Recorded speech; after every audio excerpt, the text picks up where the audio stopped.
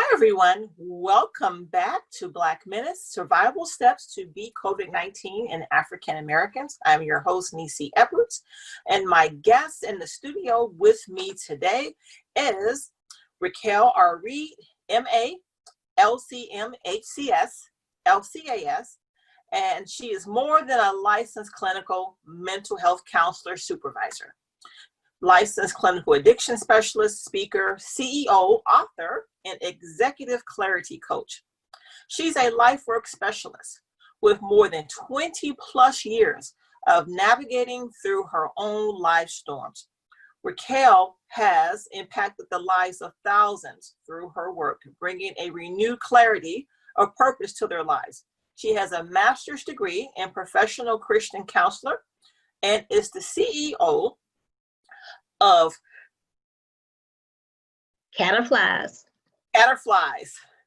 LifeWork LLC, providing therapeutic services and Empower Consulting with Richale LLC, providing coaching and consulting services in Fayetteville, North Carolina. So welcome, Richale. How are you today? I'm good. How you doing? Doing well. So welcome to Black Minutes. I'm excited to have you with me in the studio today talking about COVID-19 and mental health.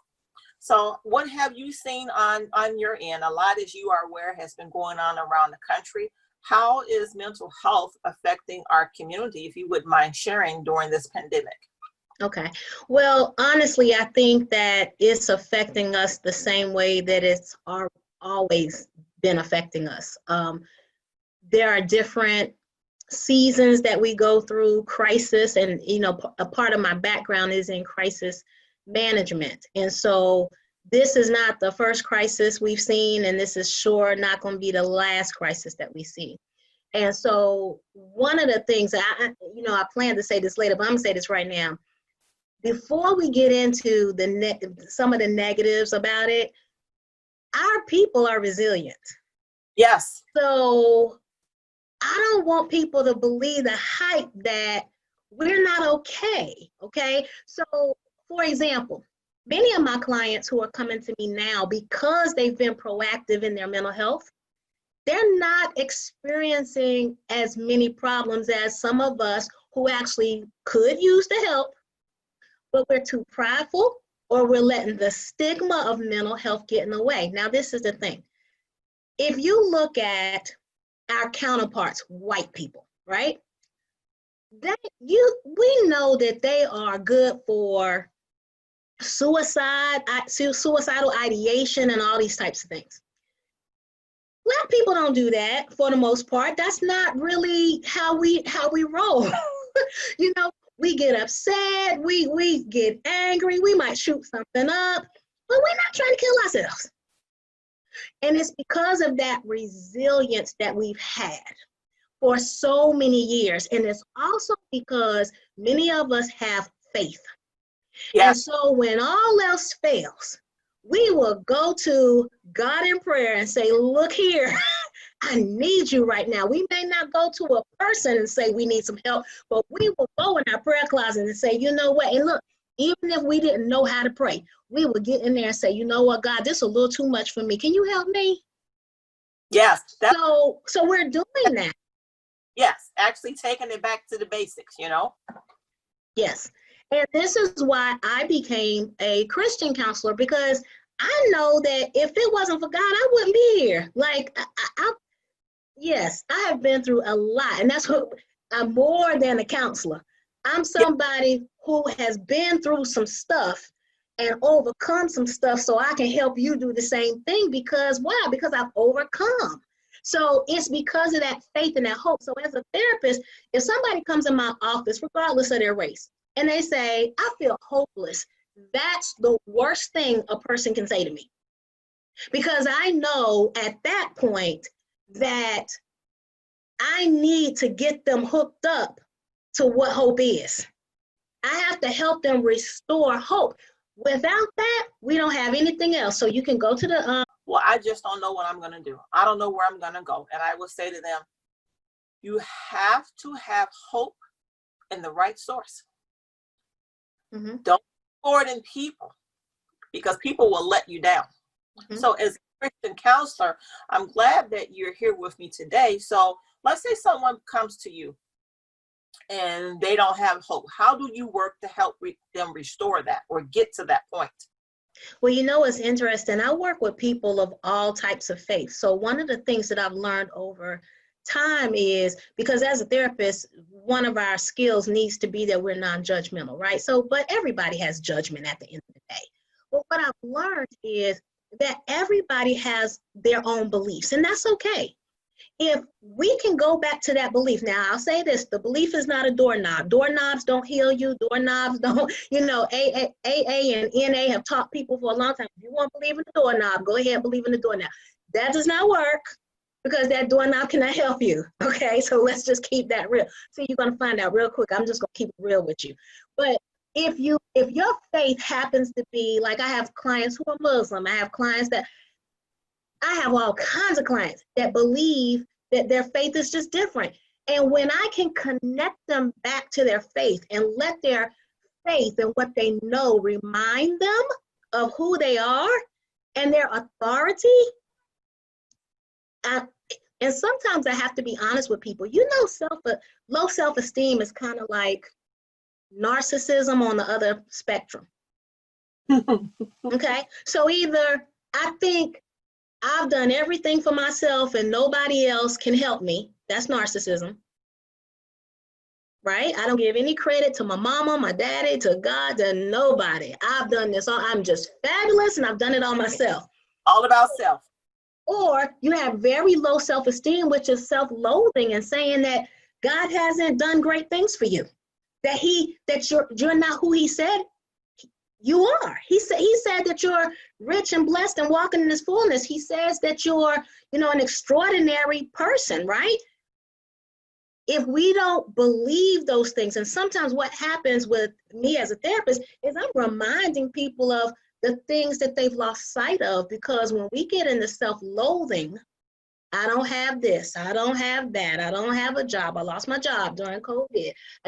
And I'm not saying that that's not potentially a problem, but as you said, is your source money or is your source God?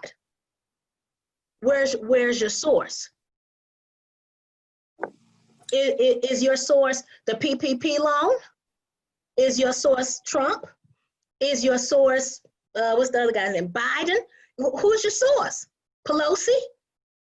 Because if it's that, then for example, I'm a small business. I've been waiting on the PPP, but you know what I decided? Whether the PPP come or not, I'm going to be okay.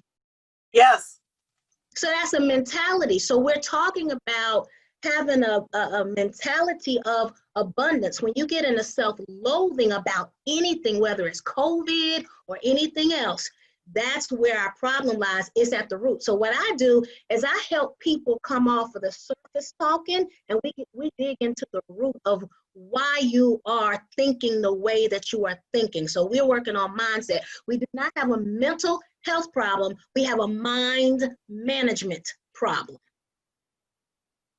I like that. Mind management problem. And Right. Then something else that was key. You said, who is your source? That PPP loan? Is it Trump? Is it Pelosi? Is it Biden? And this segment is called Keeping It Real, because that is keeping it real where the goats can get it, Mm-hmm, mm-hmm.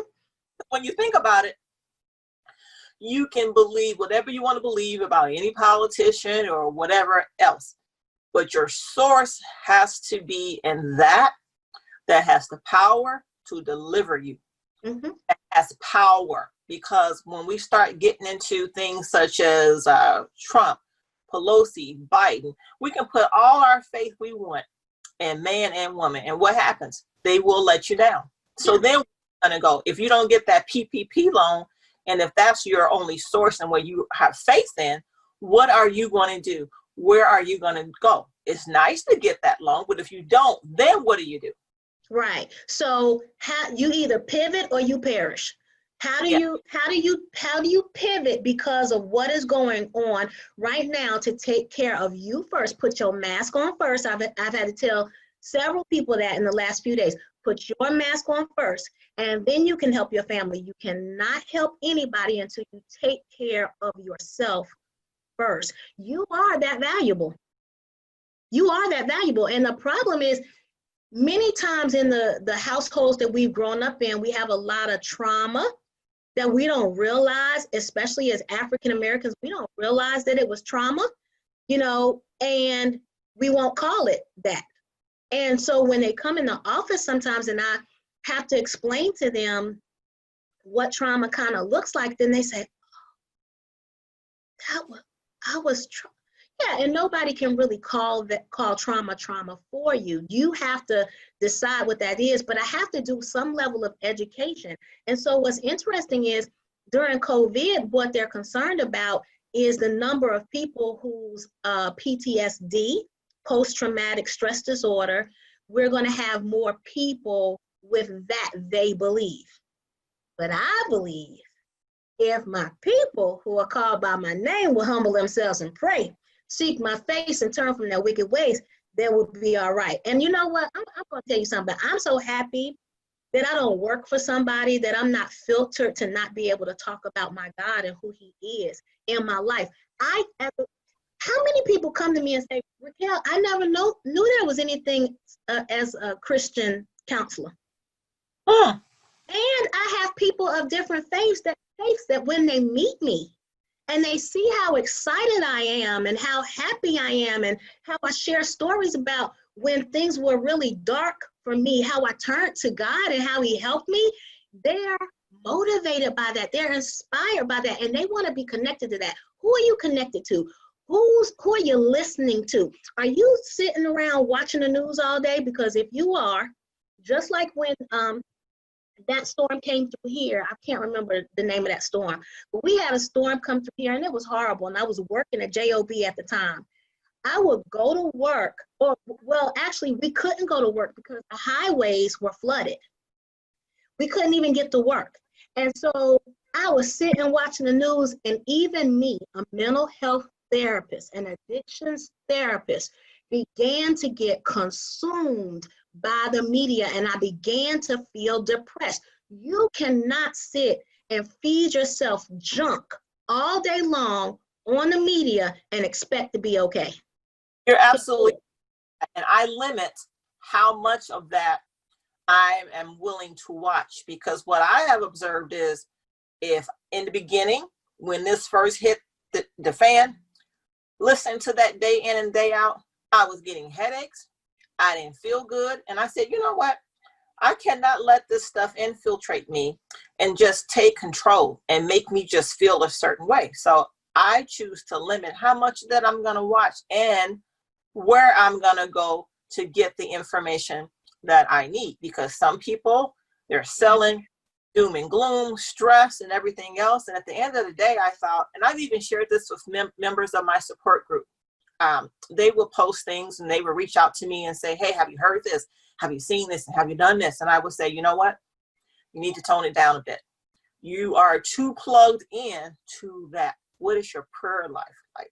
Are you praying God? Are you seeking God? And you know, Raquel, I've had some people say to me, well, where is God in the midst of this? And my response is, so you think this COVID is bigger than God? You know, I said, so is that pain? I said, because so what you're really saying is God has no power. Mm-hmm. I said, that's not true. I said, God is still here. You're still here.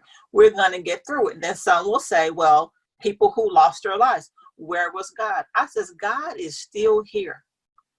God, and I said, so you cannot take God out of any of this. I says, what was happening, I feel, what we're looking at is decision that man has made, mm-hmm.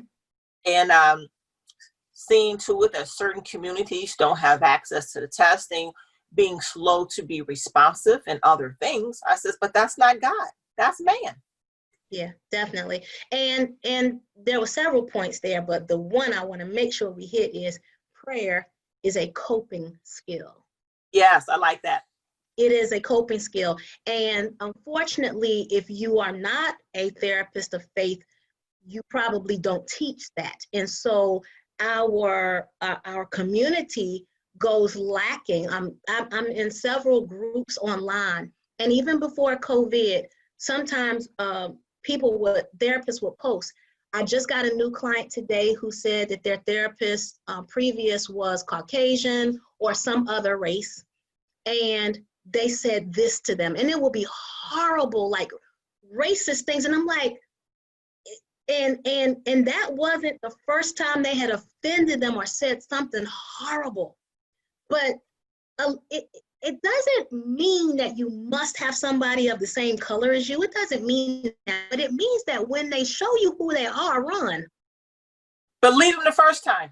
Believe them the first time. Don't stay there and wait for them to damage you. I tell all my clients, if I'm not the right therapist for you, fire me, because just because my skin is black and yours is black too, does not make me the perfect therapist for you.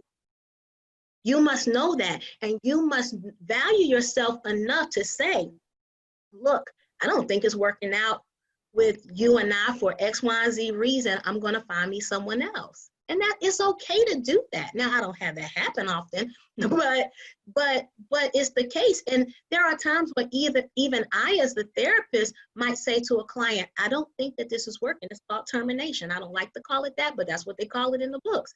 So I might have to sit down with that person and say, hey, I don't think that I'm the best fit for you, and I will help you with a referral. And that's okay. At the end of the day, like I said, we have the same issues. You mentioned access to care, okay?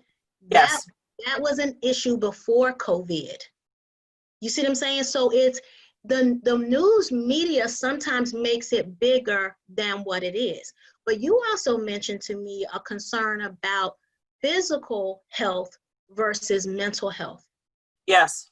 And the fact that they may not be talking about mental health as much.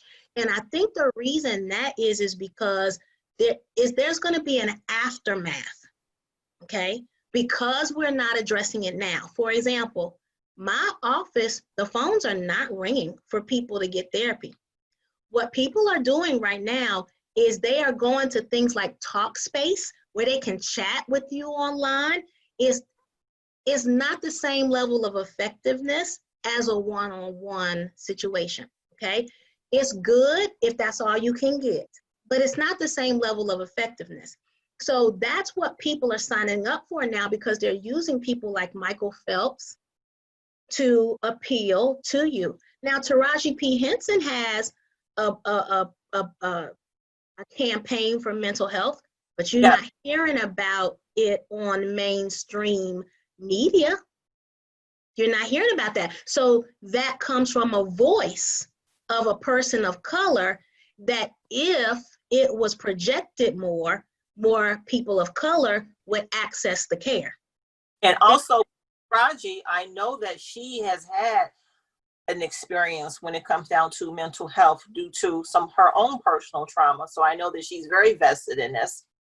Right. And so, but we need her on regular cable. Yes. With her commercials. I've reached out. It just hasn't gone well. I haven't been able to really connect. So I think that there's a disconnect, and that's one of the problems, is that in order for any of us to do what God has called us to do, if we don't begin to work together and collaborate, that's going to be our detriment. In our community, we need to see, sometimes we think too big. How about you just think about leading at your house and then getting you a few people right in your neighborhood and touching their lives? Because remember I was talking about low self-esteem and that self-loathing and pity that we have. The only way out of that is when you go help somebody else. So everybody that's watching this, if you're feeling down about your situation right now, I want you to decide that you're going to help somebody else. Because there's always someone who's in a situation that is more damning than yours. Amen. And when you see that and you come out of that and you begin to go help, you can't stay there. It's almost like faith and fear. When we're watching the news, they're promoting fear. Okay, but faith and fear cannot exist in the same space. So if you would turn off the news and turn on something inspirational and uplifting, even if it was you love R&B music, dance for about 30 minutes with your favorite person. Like I love me some Fantasia. Turn Fantasia on, or Mary J. Blige. Now that's my favorite. Turn that on and just go ahead and get it for a little bit. And those endorphins are going to go into your brain and they're going to change things for you. Go walk. You can go walk. They might have put restrictions on certain other things, but you can still go walk. That's true. I agree with that with the music. I mean, I find that to be therapeutic. I don't care, even if I'm listening to, Al Green, who is one of my favorite artists, if I'm to Shalimar or Tony, I mean, whatever works for you to get it on, Yes. Yes. That's right. And I want to read you something, because one of the things that I do is I create searches so that I get the information that I'm actually looking for, and then I can disseminate that information the way I want to. So one of my concerns is that we have been taught what to think instead of how to think. And if we would begin to dissect things that are coming to us, so when you do watch the news, turn it around 360. They presented one view to you, now present another. So for example, in an article I read, in general, minorities, particularly African Americans, have poorer health and health outcomes than do white people. Okay, so that's one article saying we have, as minorities, have poorer health and health outcomes. But again, what do we have? We have faith. Okay, and so that faith gets us through, and when we're living a very long time. Then it says, although Hispanics and Black individuals have a lower risk of having a psychiatric disorder as compared with other white counterparts, those who become ill tend to have more persistent disorders. Okay, so if we continue to prioritize our faith in even helping us with the mental health piece of it, all we need is faith, reduce the stigma of getting the help when we need it, right? Right. Not being afraid to take some medicine if it's required, because a lot of times you might be approached about taking medicine, but it doesn't have to be a long-term thing. It just might be an antidepressant to help you through for the next 3 months, get your head clear. It's not addictive, and then you can move on to continuing to manage your own mind on your own. Okay, so they're constantly comparing us and our white counterparts to say we're doing worse than they are. But I think in some areas, we're actually doing better. And then it says, past research shows that African Americans and other minority individuals have higher rates of PTSD than white individuals. Well, systematically, we've been traumatized. Yes. Okay, and we continue to be traumatized, and we continue to expose ourselves unnecessarily to trauma. True. We're doing that. So if we would just pull back from that. Now, some of the past stuff in our childhood, yeah, you don't have control over, but when you become an adult, you have way more control over that. And so what I'm saying is, I feel that our people really need to begin to ask themselves, what am I feeding my mind? What am I feeding my body? What am I feeding my spirit? Yes. Because if we focus on how we're doing that, like for example, faith must be fed. Your body must be fed, right? Your mind must be fed. So again, if you're constantly watching the news every single day and you're being controlled by group thinking, and you don't have your own individual way of thinking, this is where the problem comes, because what they're telling you is that we have a mental health problem. What I'm telling you is we have a mind management problem. I like that, and I agree with that. And I remember growing up, my parents used to always say, especially my grandparents, And I'm named after my grandmother, Nisi, on my mother's side. And she used to always say, little Nisi, think for yourself. Yes.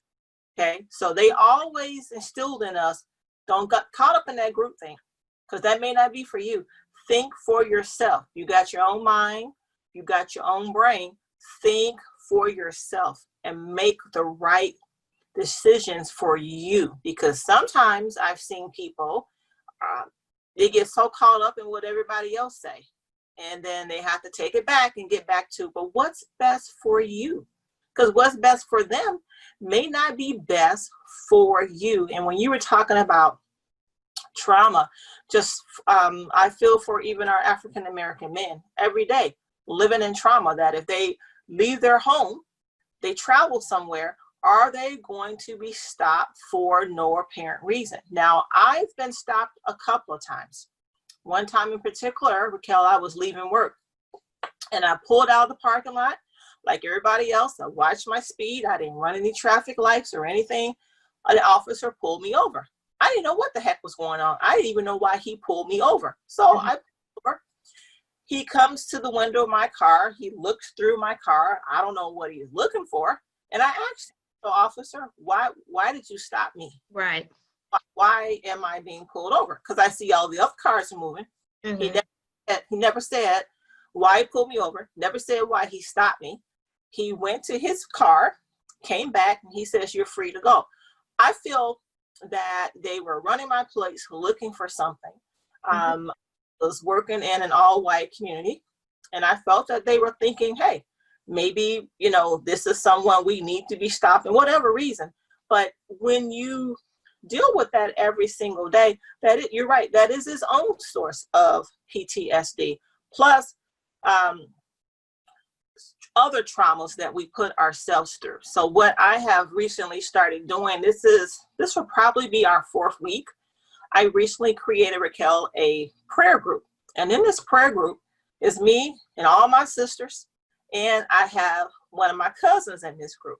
We come together for prayer on Mondays and Thursdays. And it's been beautiful. That's the transformation. So I view that as our bounce back power group.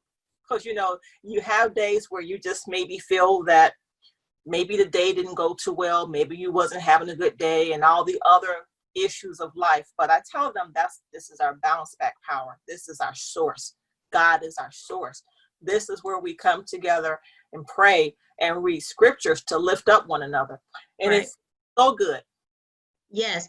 And it brought me back to something that you said earlier. You were talking about how you felt, but then instead of saying the feeling word, you said feeling some kind of way. Okay?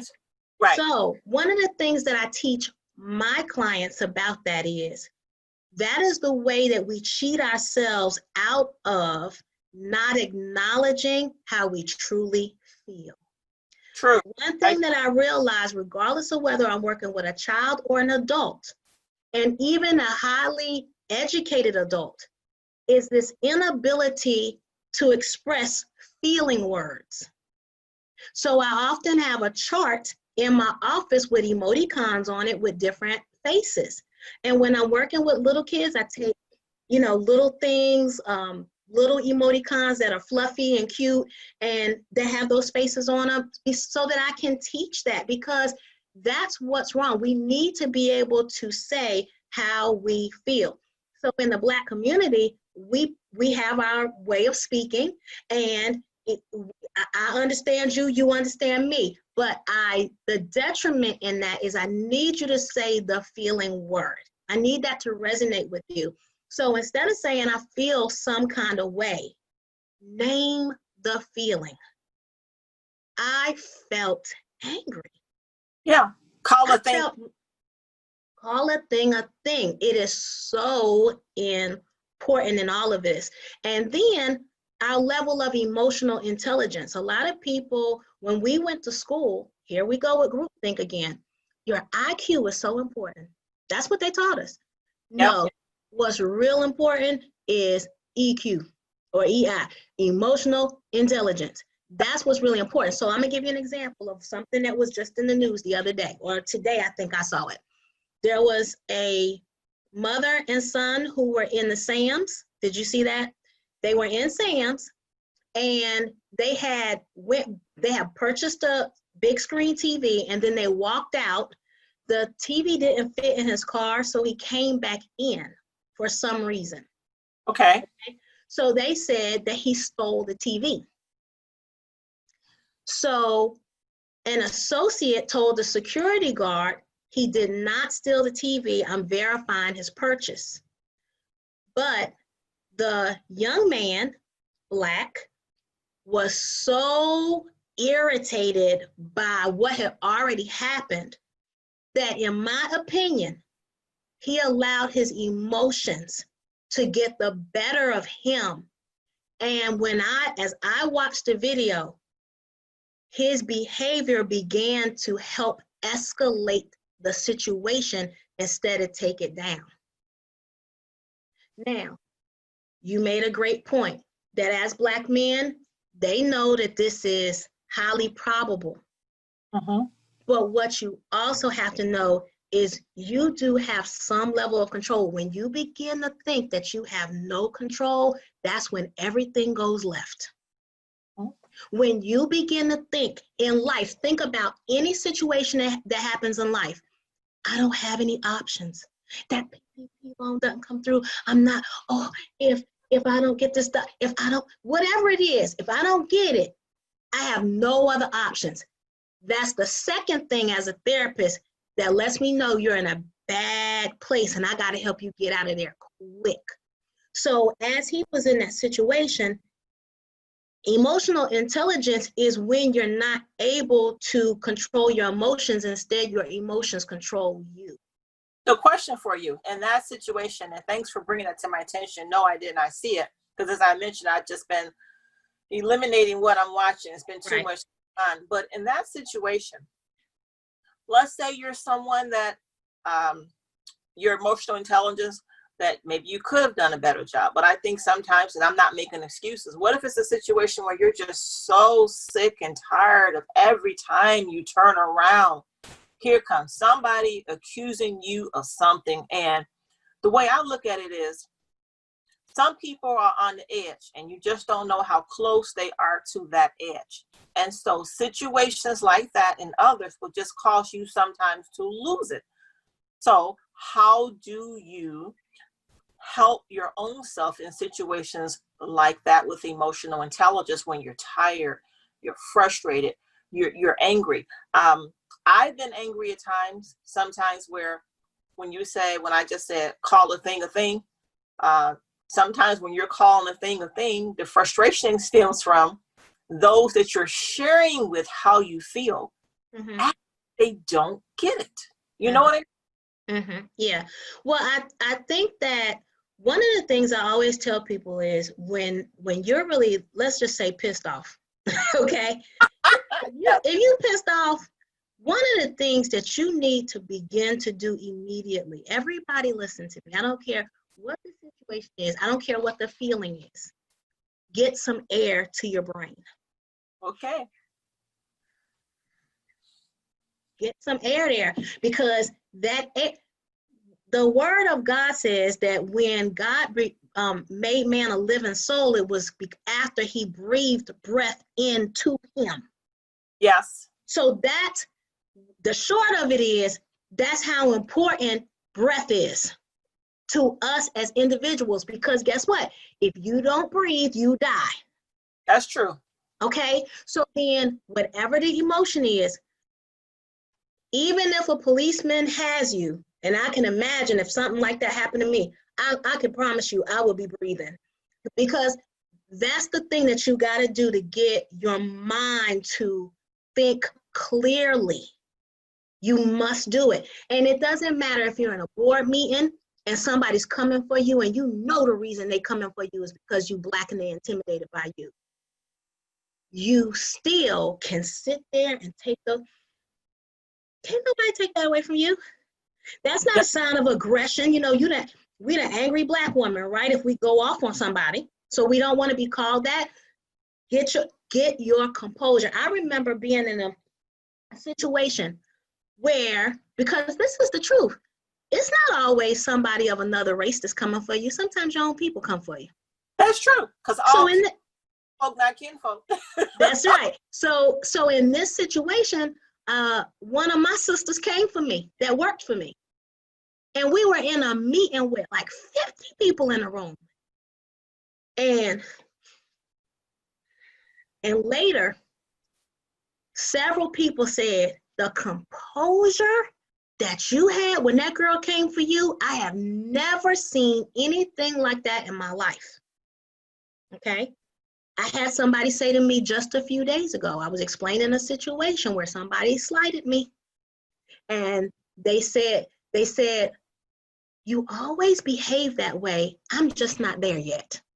I've watched you time after time, and and it's a muscle that you build. It's a muscle that you build. So in that situation with that young man, what I noticed was that he was angry for sure. But here's the other thing to your question. Emotional intelligence lets you realize that your actions are not just about you. Amen. His mother was with him. She ended up getting slammed on the floor too. Ooh. She was arrested. They put handcuffs on her and everything. And she was in, so even if that didn't happen, she had to watch her son. She was watching what happened to her son. So if he could have pulled his emotions together, I'm not saying that this police or security guard person would not have still done an injustice. I'm not saying that. But I think many times we think that if we don't physically fight back, that we are weak, and that is not true. So if you're emotionally intelligent, you will know that you're not weak. They don't expect us to use our minds. No. And you know so what? That's what you gotta do. You gotta give them. Whenever you're in a situation with somebody, you know they're not what they expect of you. Don't give it to them. No, and you know what? I had a situation once where I worked from this company, and I shouldn't have taken the job, but I did. It was one of the most toxic working environments I've ever worked in, where I was bullied for 2.5 years. And I had a situation where I didn't have just one. I had several people coming for me. Okay, we were in a meeting, and I'm thinking, I'm taking a deep breath, and I'm filtering everything that is being said to me about me. I did not lose my composure. And later I had a couple people, other people on our management team said to me, you should have spoke up. You came across as looking meek and too mild. And I said, this is what you fail to realize. I says, it took power. Yes.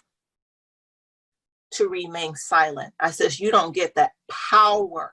I says, because if I didn't have that power that kept me composed, place out. That's I said, be careful what you ask for, and I thought to myself, I says, okay, they were looking for the angry Black woman. They were looking for me to clown and act a fool and cuss everybody else out. That wasn't going to serve me. I probably would have been fired. Number of things could have happened, but that wasn't going to resolve the issue because I knew what I was dealing with. And I knew that I had two options: find another job, look for another job within the company, because I cannot control anybody. The way I look at it is, I can't control them. I can control how I choose to respond. And that's what I did, even though some feel as though I should have been more combative or I should have cursed people out, and that's just not my style of doing things. Right. And so that's what's going to take us from lower level positions to positions where we are decision makers, and that's what you want. I work with a lot of leaders. It doesn't matter if I'm working with a corporate person, someone who's gotten really high up the corporate ladder, or they own their own business, versus a housekeeper. It doesn't matter, because guess what? that housekeeper may have started out as the housekeeper, but as her emotional intelligence grows and she's able to handle conflict, then she becomes the owner of the company. Absolutely. Absolutely. So that's why it's really important. And so if we're getting anything to our community right now, we're teaching them how to fish, right? We have to go back into our community and say, well, if the government is not providing this, then how will I maybe reduce my rate and take 10 people or 5 people that I can help during this pandemic if they reach out for it. So now I have something called Open Path. Open Path allows someone who may not have insurance or needs a lower rate. So for example, my rate is $150, might be $180, right? So if you come through Open Path, you could pay as little as $30 to see me. Wow. Okay. You see what I'm saying? So we need to get the information out. We need to, when this first started, I had to explain to my clients, I had to do a lot of education the very first 2 weeks because people were freaking out. And I was like, look, what we have here is you're going to keep calling your insurance company and they're going to change things, but it's going to take some time. And so now I have some clients whose insurance policies are offering them telehealth services, so being seen this way for the rest of the year. So you just have to stay informed. You have to advocate for yourself. Stop waiting for everybody else to do it for you and get the information that you need. And I'll say this, stop exposing yourself. We already talked about the media too, right? But yep. Then also going out unnecessarily exposing yourself, because one of the things as I was preparing to talk to you today that I realized is one of the reasons that this pandemic can affect us negatively if we allow it to is because, for one, we have a lot of African Americans that are in the healthcare industry. So yep. We are, not me, because I'm staying home, okay? Not most therapists. Most therapists are seeing people online, but you have nurses. There's a lot of African American nurses, a lot of Latino nurses. So we talk about people of, not just Black people, but people of color, period. It's a lot of us out there making an impact, and we're essential workers, and we don't get to stay home. No, we don't. And for Black men, throughout this series, I've interviewed a couple of Black nurses who have had COVID, being there on the front line, who have their own concerns, their own fears, not wanting to take this back home to their families. And also when they've returned to work, wanting to make certain that they were now negative instead of positive, because they didn't want to spread it to any other patients, even though they may have contacted it from a patient. That's right.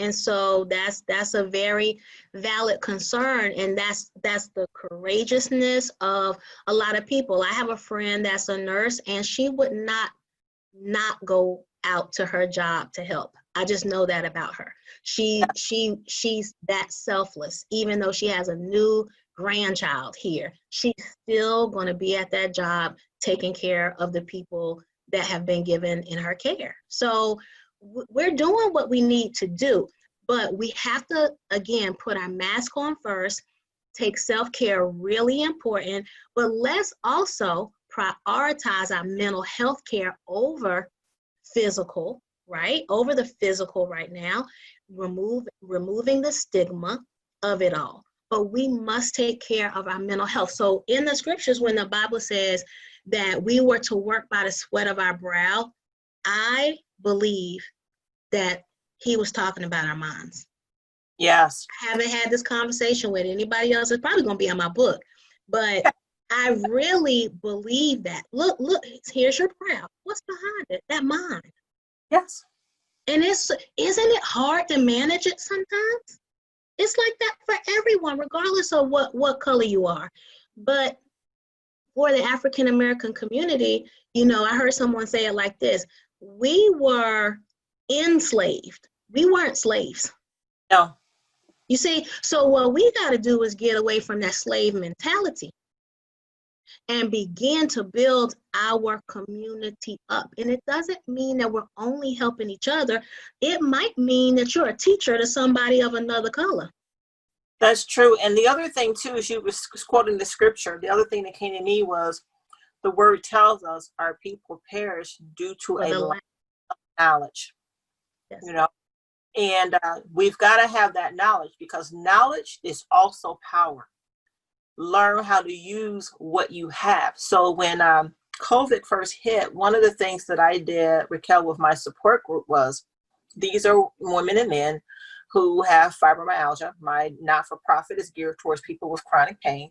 Mm-hmm. And I went to them and I said, okay, some of you are working part-time. Some of you, money is really, really tight. You may be on Social Security disability. Mm-hmm. Some of you, just a lot is going on. I said, so what I want you to do is to think about, what skills sets do you have that you can use for revenue to earn money for yourself? And right. So they, what do you mean? I said, some of you are copywriters, some of you are bloggers, some of you are graphic designers, some of you have all these different skills. Let's use that where you can start earning money, whether it's creating your own Etsy store, your own Zazzle store, because some of them are so creative and very artistic.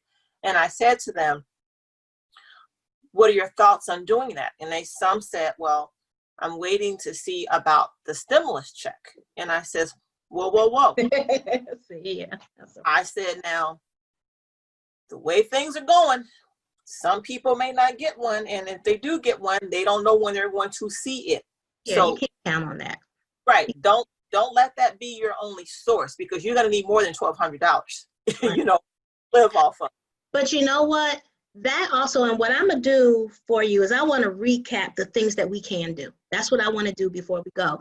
But what you mentioned about creativity, that's another one of the things as a therapist that I do with my clients, is I help them to reignite the creativity, because outside of breath, that's I think maybe the second most important thing is your creativity, because when you lose that, God created us to create. Oh, 3 things. How about this?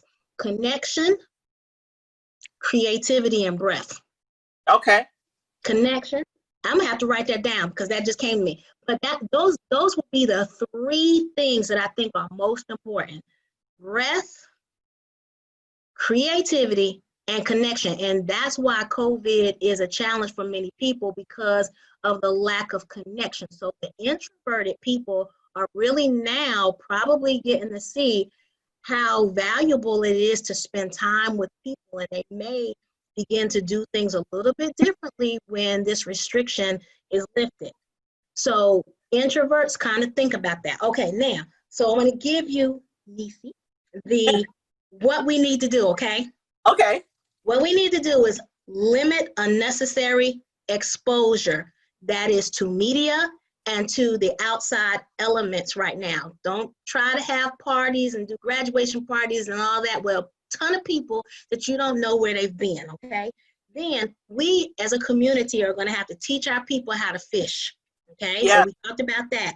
Then we need to prioritize health and wellness over finances and even physical health. And I'm not saying either one of those is not important. They're important. We need to prioritize right now, especially mental health. So get the help that you need, however you need to get it, because there's many therapists out here who are providing either no fee or reduced fees for you to be seen. Then teach our people how to think and not what to think. So get out of group think. Who are you learning from? Do you have a mentor? Do you have a coach? Do you have a spiritual mother or father? Do you have a pastor? Who's speaking over your life? Who's helping you? You can't do it all by yourself. And then vote. Oh, yes. Okay, vote, because if you're not voting, then you can't complain about what's happening right now. Yes. You can't do that. It's not fair because you didn't take your time to go out and vote. So policymakers are important, and if you are not at the table, your voice will not be heard. And Two more. Advocate for yourself. Stop looking for a handout, but speak up and advocate for what it is that you need. Articulately do that. And collaborate. We as a community must collaborate. There's no need to be intimidated by your brother or sister. They're going to help you. We got to help each other. Okay, that's it. This is some good stuff. So this is what I have. Limit unnecessary exposure to the media, as well as putting yourself at risk out there with social gatherings. Teach how to fish. Prioritize your health and wellness. Teach how to think. Think for yourself. Vote. And I love that because too much is at stake. Also, advocate for yourself, articulate your needs, and collaborate. And I also wrote down what you said a few minutes ago, your breath, your connection, your creativity. See, I wrote that down for you. Oh, this is some good stuff. So Raquel, I know we're out of time, but I know what we need to do. I need to create a women's group for you to come in and help us women with the mental health, to breathe, that this is so needed. It's an investment in ourselves. Would you be willing? Would you be interested? Of course. And I've created a course online called the CEO Woman. Conquering Everyday Obstacles is what it stands for. So whether you're a true CEO of your own corporation or a woman who has a family, right? And those same skills that it takes to lead that family are the same skills that it would take to run a successful empire. So that's what my program is focused on, women, building women up. And there is a great part of it that talks about the emotional intelligence. And you can find that on my website at empoweryou.com. And then for mental health and for Empower You, I do coaching and consulting, right? But then at caterflies.com, that's where I do therapy, but that's only for people in North Carolina. I'm only licensed in the state of North Carolina. But I would definitely love to do that because I love my women. Yes. I tell you, I've really enjoyed you being on here because, as I shared with you earlier, that so much has been stated in the media about the physical health, but it is the emotional health, the emotional intelligence. And I just love this because this is going to help so many people. And I thank you for your time. And you have the last word. Is there anything else you want to share?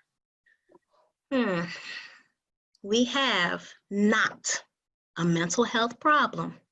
We have a mind management problem. Don't allow your emotions to control you. Get in control of your emotions. And there is no telling how far you will go when you realize who your source is. Money's not your source. The president is not your source. The next president is not your source, right? All of these things are not your source. God's our source. And when we develop that relationship, primarily, we'll go somewhere and we'll go there together. Amen. We need that God source, that God power. I know the one thing you haven't told us yet, your books. Okay, so this is one of my books. This is Silhouette of Her, Naked and Unashamed. It's a book of poetry and life lessons. It's on Amazon.com. Silhouette of Her, Naked and Unashamed. And I am working on a children's book right now that will address COVID, and it will address bringing clarity to your children's lives. And on the same day, I will also release my book on clarity for for all women, actually, for all women. So, but it's got a nice little twist to it. So I'm working on that now, and they'll both release this year within, I'm not going to say when, but if you want to connect with me, go to empoweryou.com and get on that mailing list. empoweryou.com. Get on my mailing list. And when that book is about to release, when we begin the promos for that, you'll know. And you'll be able to buy a book for you that addresses a little bit of what's going on right now, but it's going to take you further than that, because we can't get stuck with what's going on right now. You got to see further. You got to be able to project, because your future is bright. Jeremiah 29:11 says, I know the plans that I have for you, plans to prosper you and to give you a hope and a future. So I'm going to help you with that, but I'm going to help your children to develop some emotional intelligence about this. And that book is going to be for kids in the 3rd to 5th grade range, and it's going to have a lesson plan in the back for teachers and for parents, because guess what? Parents are teachers right now, whether you want to be or not. So I'm going to help you. You'll have a way to really sit and process what's happening with your children, because if you don't, just because they're silent right now, you could take that as, oh, they're fine. The silences actually can be scary. So Yeah. we need to get our children talking so we know what is going on in their minds. When you get that release, please stay in contact with me, because I would like to buy a few copies of that to share within my community and with some family and friends that I know who can definitely benefit from that. So thank you so much for being here today with Black Menace. I wish you well. My pleasure.